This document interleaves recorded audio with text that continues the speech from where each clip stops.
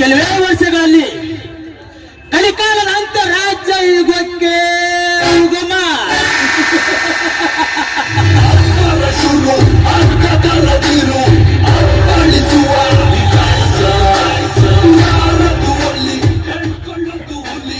ಅಂತೆಯ ಬೆಂಗಳೂರು ಗೃಹ ಮಂತ್ರಿ ಮನೆಗೆ ಕಣ್ಣು ಹಾಕಿ ಅಪಹರಿಸಿಕೊಂಡು ಬಂದು ಕೋಟಿ ಕೋಟಿ ಕೋಟಿ ಗಟ್ಟಲೆ ಹಣ.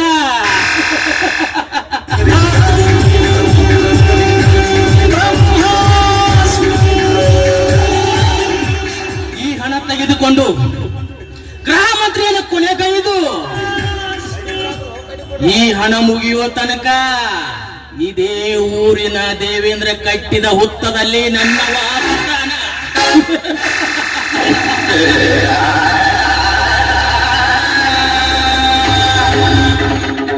ದೇವೇಂದ್ರನ ತಂಗಿಗೆ ಮಾಡಿದ ಮೋಸದ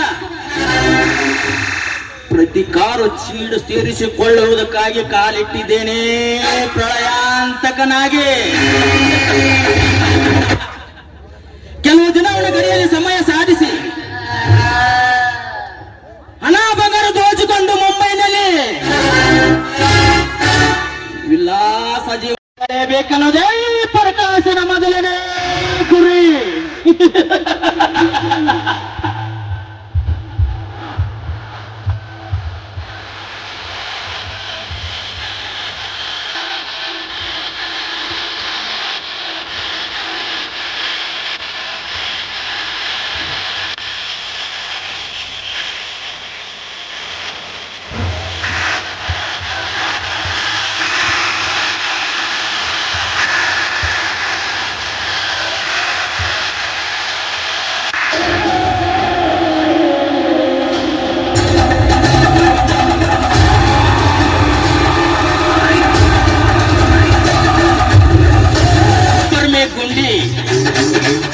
तू है मेरा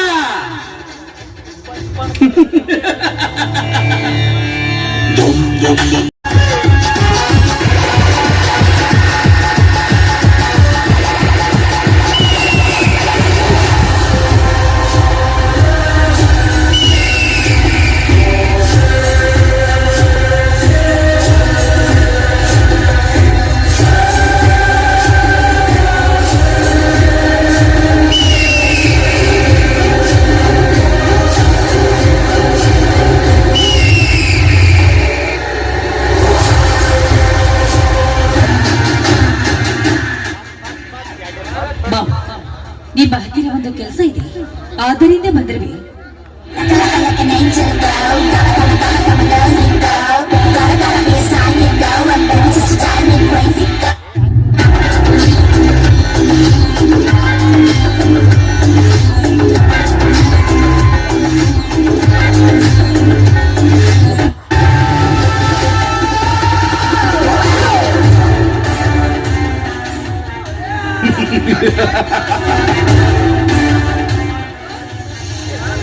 ಹೂ ಇರೋ ಕಡೆ ತುಂಬಿ ಹೋಗೋದು ಬಿಟ್ಟು ತುಂಬಿ ಇರೋ ಕಡೆ ಹೂ ತಾನಾಗಿ ಬಂತಲ್ಲ. ಬಾ ಬರ್ತಿ ಬಾ ಅಂದು ನನ್ನತ್ತೆ ವೈಭವನು ತೊರೆದು ತಿರುಕನ ಹಿಂದೆ ಹೋಗಿ ಬಡತನದಲ್ಲಿ ಬಳಲುತ್ತಿರಲು ಎಂದು ನನ್ನ ಮನೆಗೆ ಬರಲು ಕಾರಣ ನನ್ನ ತಂದೆ ತಾಯಿಗಳು ಆಸ್ಪತ್ರೆಯಲ್ಲಿ ಜ್ವರದ ಬಾಧೆಯಿಂದ ನರಳ್ತಾ ಇದ್ದಾರೆ. ಆದ ಕಾರಣ ಈ ಮನೆಯ ಕಾಗದ ಪತ್ರವನ್ನು ತೆಗೆದುಕೊಂಡು ಬೇಗ ನನಗೆ ಹಣ ಕೊಡಿ ಬಾವ, ನಾನು ಔಷಧಿ ತರಬೇಕು. ಮನೆಯನ್ನು ಒತ್ತಿಟ್ಟುಕೊಂಡು ಹಣ ಕೊಟ್ಟರೆ ಈ ಸಮಾಜ ಏನೆನ್ನಬಹುದು ಭಾರತಿ? 20 ವರ್ಷಗಳ ಹಿಂದೆ ನಮ್ಮ ತಂದೆ ಎಷ್ಟು ಪಡೆದುಕೊಂಡರು. ನನ್ನ ಅತ್ತೆ ಸಹಿತ ಹೇಳಿದು ಬಡವನ ಹಿಂದೆ ಹೋಗಬೇಡ ಅಂತ. ಅವರ ಮಾತು ಕೇಳದೆ ಪ್ರೀತಿಸಿ ಮದುವೆಯಾಗಿ ಅವಮಾನ ಮಾಡಿದವಳಿಗೆ ಹಣ ಕೊಡಬಾರದು.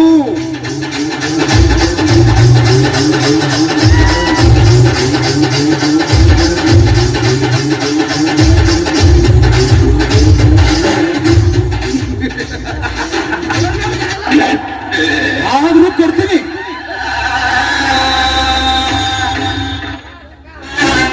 ನೀನು ನನ್ನ ಮಾತಿಗೆ ಒಪ್ಪಿದರೆ ಮಾತ್ರ.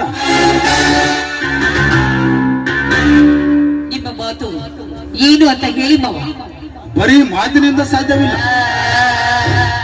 ನೀನು ನನ್ನ ಕೈಯಿಂದ ನನ್ನ ಕೈ ಮೇಲೆ ಪ್ರಮಾಣ ಮಾಡಿದರೆ ಮಾತ್ರ ನಿನಗೆ ಮಾಣಿಕ್ಯ. ಇಲ್ಲ ಅಂದ್ರೆ ಹಣ ಇಲ್ಲ. Understand?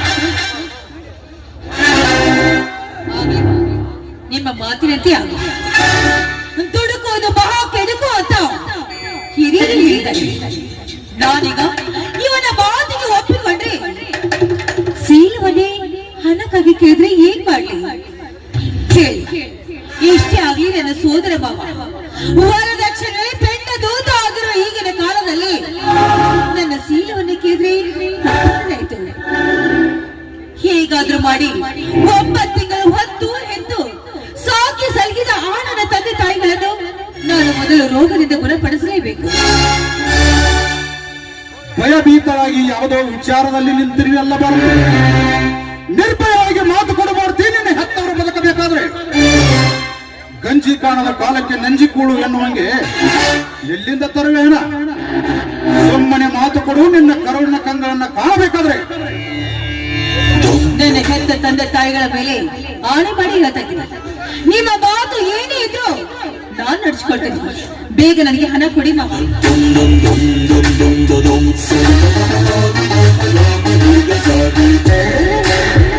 Very good party, very good.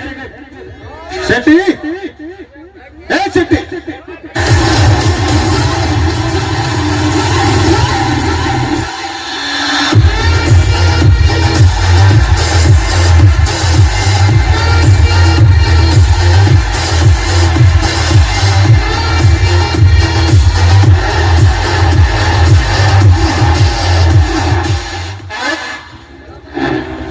ಈ ಭಾರತಿಗೆ ಎಷ್ಟು ಹಣ ಬೇಕು ಕೊಟ್ಟು ಸಹಿ ಮಾಡಿಸ್ಕೊ. ಸಾವುಕಾರ ನಿಂದು ತಿಂಡಿನ ಬೇರೆ ಕಾಣ್ತೈತಿ. ಮತ್ತೆ ಯಾರು ಇಲ್ದಾಗ ಆಕಿಗೆ ರೊಕ್ಕ ಕೊಡಂಗಿಲ್ಲ. ಆಕಿ ಏನ್ ಮಾಡ್ತಾಳ ಮಾಡ್ಲತ್ತ ಮಗ. ಈಗ ಬಂದ ಕೇಳಂಟ್ಲಿ ಎಷ್ಟು ಬೇಕಾಟ ಕೊಟ್ಟು ಕಳ್ಸತ್ತ. ಅಲ್ರಿ ಸಾವುಕಾರ ಎಟ್ ಕೊಡತ್ತೀರಿ? ನೀವ್ ಹೇಳ್ರಿ ಆಟ ಕೊಡ್ತಾನ್ರಿ. ಕಾಗದ ಪತ್ರ ಎಲ್ಲ ಕೊಟ್ಟಾರಿ, ಬರೋಬ್ಬರಿ ಐತಿ. ಮತ್ತ ನೀವೆಷ್ಟು ಹೇಳ್ತೀರಿ ಅಷ್ಟು ಕೊಟ್ಟು ಕಳಿಸ್ತೀನಿ. ತಲೆ ಹೇಟಿ ಬಿಡು, ಕೊಟ್ಟು ಕಳಿಸಿ. ಆಯ್ತು.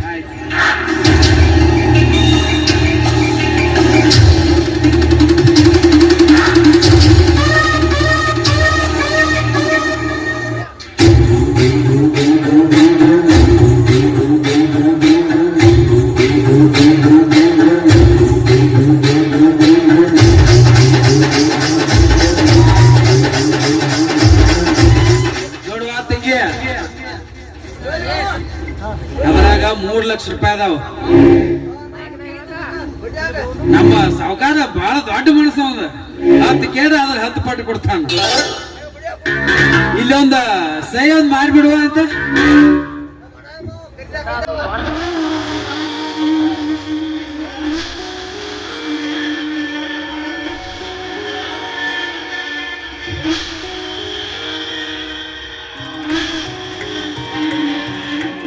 ಸಾವುಕಾರ ನಾವು ಹೊಲದ ಕಡೆ ಹೋಗ್ಬಿಡ್ತೀವಿ.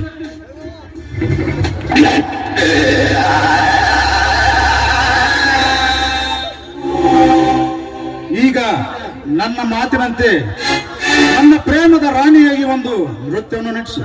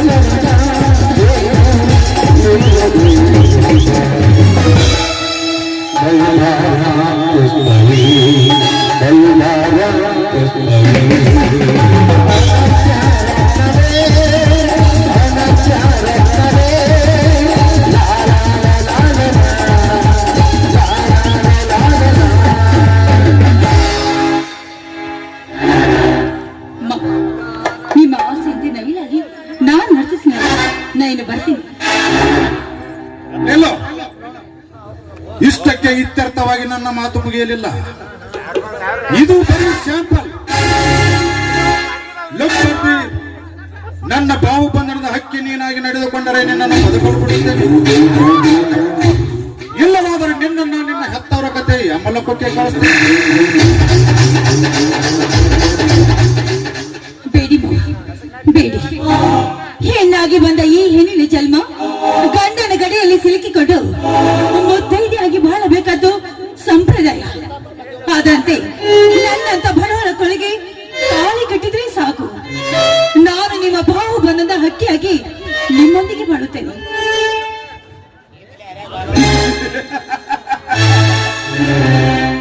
ನಿನ್ನಂತ ಬಡವಳಿಗೆ ತಾಳಿ ಕಟ್ಟಿ ಈ ವೈಭವಕ್ಕೆ ರಾಣಿಯನ್ನಾಗಿ ಮಾಡಿಕೊಳ್ಳುವ ಮಂದ ನಾನಲ್ಲ. ನನ್ನ ಪತ್ನಿ ಆಗುವ ಹೆಣ್ಣು ಮಂತ್ರಿಯ ಮಗಳಾಗಿರ್ಬೇಕು.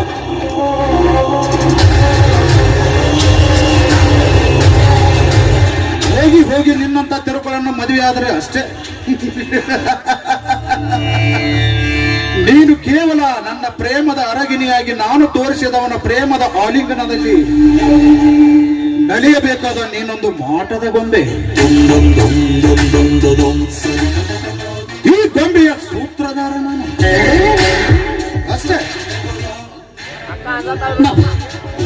ಈಗೊಂದು ಕೆಲಸವನ್ನು ಬಿಟ್ಟು ಬೇರೆ ಏನೇನಾದ್ರೂ ಹೇಳಿ. ಮದುವೆಗೆ ಮುಂಚಿತವಾಗಿ ಪರ ಪುರುಷನೊಂದಿಗೆ ಸಂಪರ್ಕ ಇಟ್ಟುಕೊಂಡು ನೀನು ಬೆರಳ ಮಾಡಿ ತೋರಿಸಿದ ಆ ತರುಣನ ತೆಕ್ಕೆಯಲ್ಲಿ ನಲಿತಾ ಇದ್ರಿ ಈ ಸಮಾಜ ನನಗೆ ಸೂಳೆನ್ನೋ ಪಟ್ಟ ಕಟ್ಟತಿ.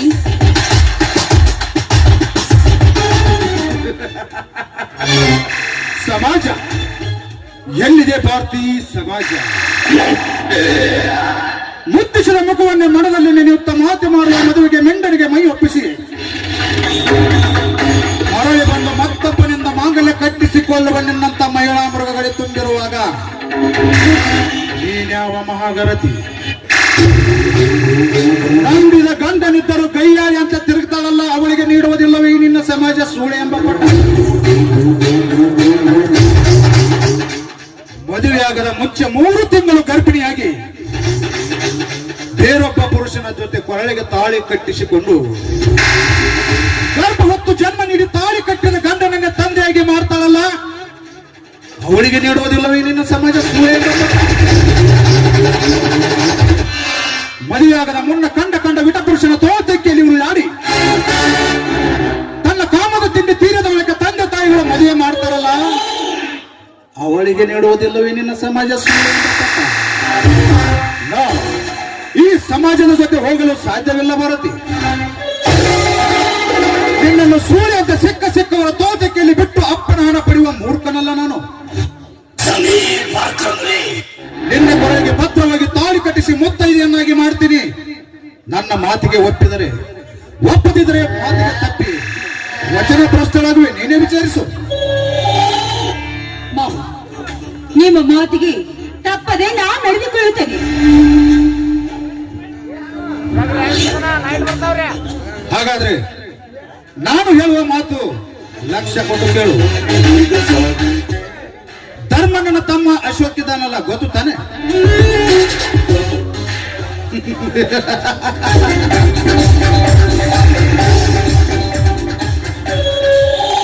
ಅವನ ಪ್ರೇಮದ ನಾಯಕಿ ನೀನಾಗಬೇಕು. ಅವರ ಮನೆ ಸೇರಿ ಈ ದೇವೇಂದ್ರನ ಹೃದಯ ಸ್ಪಂದನಕ್ಕೆ ಇಂಪು ಕೊಡುತ್ತಾ ಧರ್ಮಣ್ಣನ ಮನೆತನವನ್ನು ಸರ್ವನಾಶ ಮಾಡಬೇಕು. ಅವರ ಮನೆ ಸೇರಿ ಮನೆತನವನ್ನು ಸರ್ವನಾಶ ಮಾಡಿ ಬಿಡಬೇಕು. ನಂತರ ಮುಂದೆ ನೀನು ಶೀತಾಳ ಸ್ನೇಹದ ಗೆಳತಿ, ಅವಳಲ್ಲಿ ನಯಾಭಿನಯದಿಂದ ನಕ್ಕು ನಲಿಯಬೇಕು. ನಿನ್ನ ಕಂಗಳ ಕಾಂತಿಯ ದಿವ್ಯ ಚೇತನ ಶಕ್ತಿಗೆ ಎಂತ ಮಹಾಪುರುಷನಾದರೂ ಬೀಳಲೇಬೇಕು.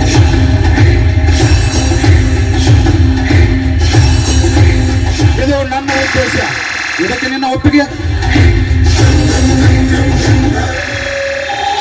ಮಾವ, ನಿಮ್ಮ ಮಾತಿಗೆ ಮರಳಾಗಿ ಆ ಅಶೋಕನ ಮೇಲೆ ಮೋಹದ ಬಲೆಯನ್ನು ಬೀಸಿ ಅವನ ಪ್ರೇಮವನ್ನು ಪಡೆದುಕೊಂಡು ನಿಮ್ಮ ಮಾತಿನಂತೆ ನಾನು ನಡೆದುಕೊಳ್ತೇನೆ. ನಾನೀಗ ಬೇಗ ಆಸ್ಪತ್ರೆಗೆ ಹೋಗ್ಬೇಕು. ನಾನು ಬರ್ತೀನಿ.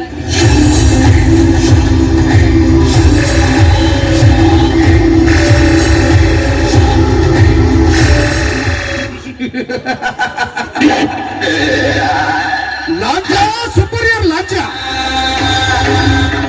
ಚಸ್ಕನ್ನ ಮಕಡಿಕೆ ಮರಿ వచ్చి అన్న పెంటాని రూములకు మెండగుడది గర్తికి వర్గ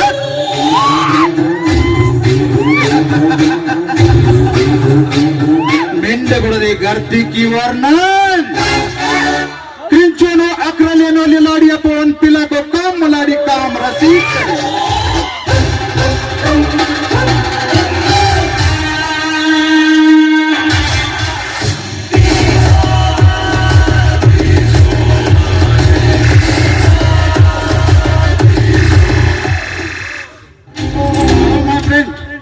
ಏನು ಬಹಳ ದಿನಗಳ ನಂತರ ನಿನ್ನ ಆಗಮನ?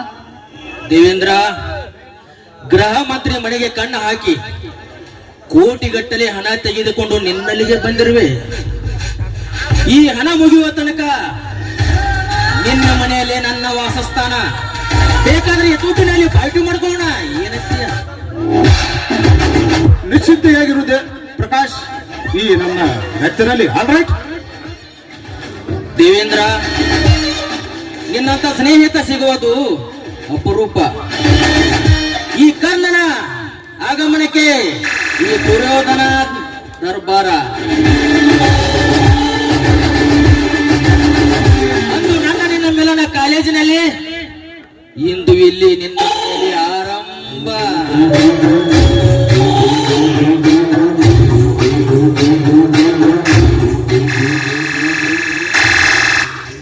ಆಯ್ತು, ನಾನು ನಿನ್ನಂತ ವ್ಯಕ್ತಿಯನ್ನೇ ಕಾಯುತ್ತಿದ್ದೆ. Let's go.